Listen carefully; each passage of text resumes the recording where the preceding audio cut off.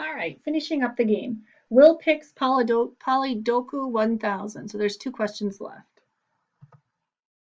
And he's busy tipping over the Christmas tree from last year and smelling all of that.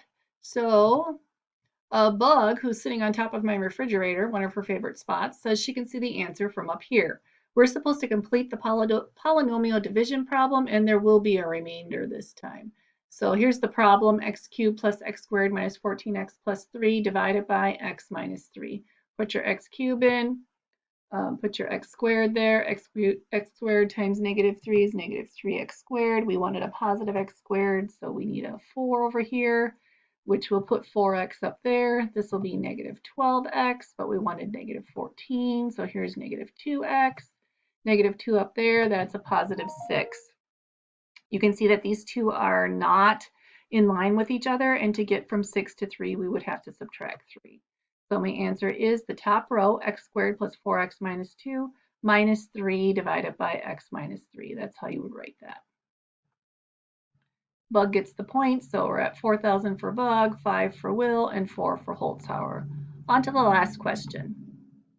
And that one is roots for 2,000.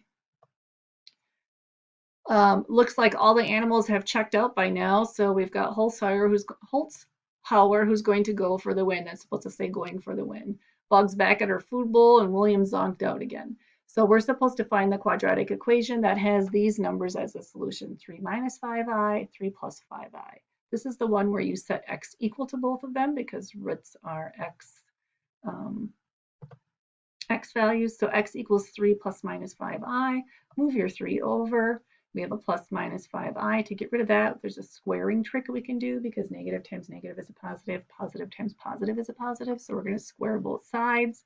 Make sure that when you square that you write out your left side. So x minus 3 times x minus 3 equals 25i squared. Simplifying things, here is the left side written out again.